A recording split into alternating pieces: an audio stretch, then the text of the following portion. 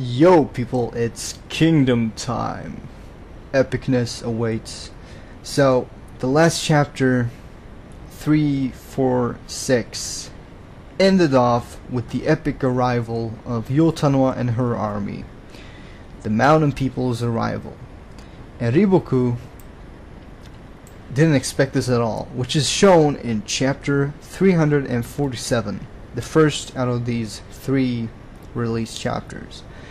And you know, he didn't expect this. He doesn't know what exactly to do, and we see that people of Sai are just as surprised, and they really don't know why the mountain people are helping them, but they still entrust, you know, everything to them because that's all they can do, and they cheer them on. But you know, apparently, you know, the Quinn state, you know, were able to hide the fact that they had connections with the mountain people, so Riboku didn't get this information at all, which is very well done, you know. And that's when we see the slaughter begin.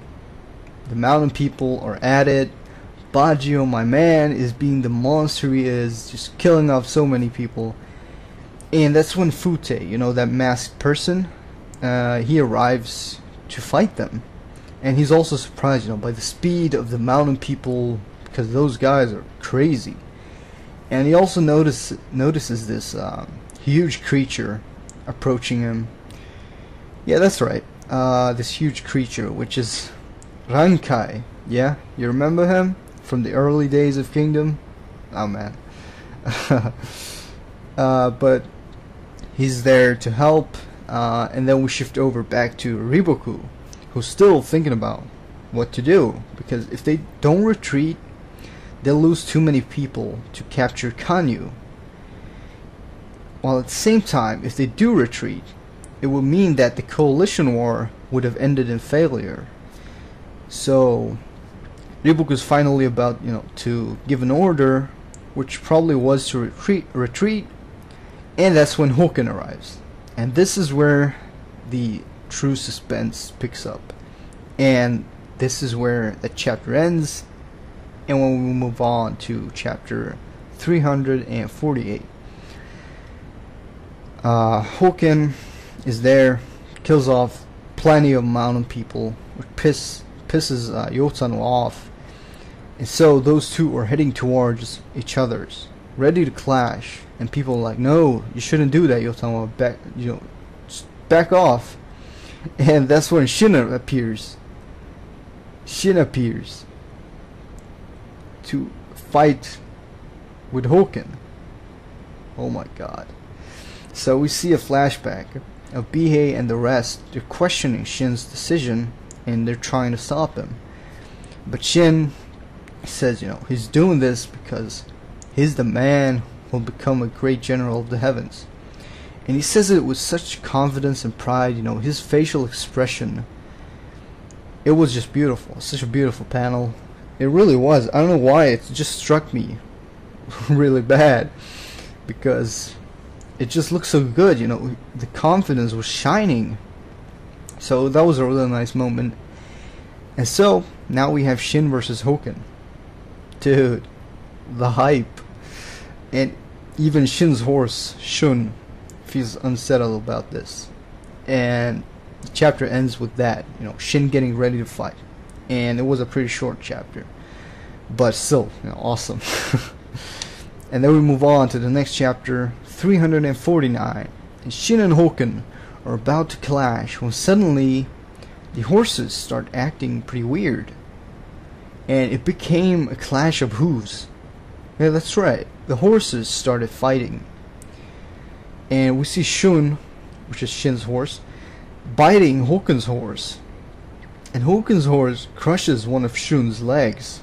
So both of the horses fall down, and obviously so does Shin and Houken. And Shun's objective was probably exactly that, you know, to dismount Houken, because that would probably help Shin because of the distance. Because Houken, he can like fight at a longer distance than Shin. So yeah, the horses fall down. So now we have a 1-on-1 with Houken and Shin on the ground. Shit.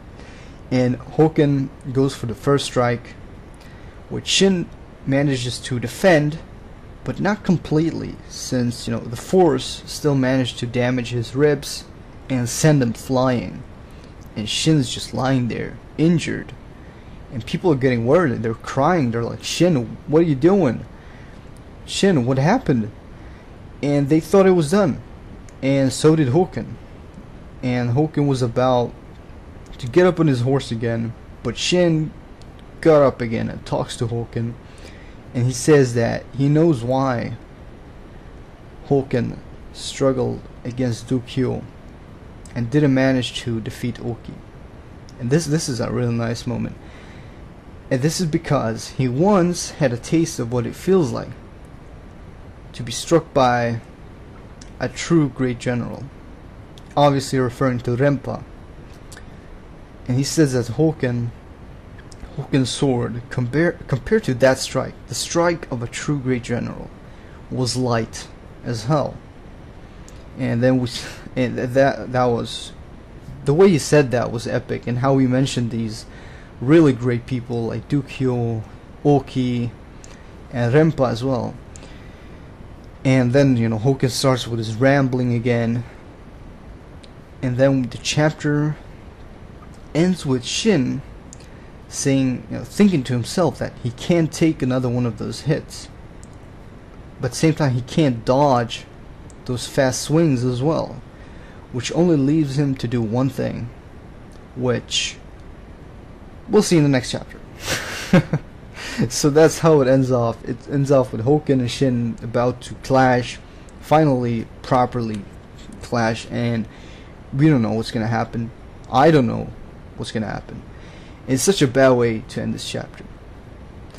Now don't get me wrong, I don't mean bad as in actually bad, but I mean bad in the way that I'm left excited as hell.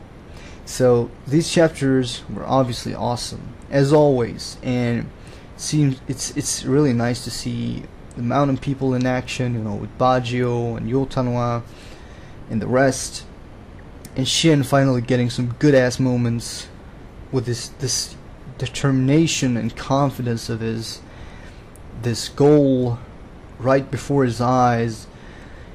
And oh man, I'm just really excited about what's coming next. Yeah. Again, very enjoyable chapters. They're fucking awesome chapters. What am I saying? And it's gonna be crazy, man.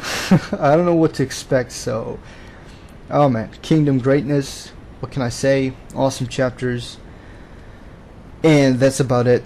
I do hope that the next couple of chapters get released on Thursday, because that didn't happen last week, and they're on a new volume now, so we're gonna see what happens sometime this week. Thanks for watching. If you have any thoughts about what I said about these awesome chapters, please comment in the comment section below.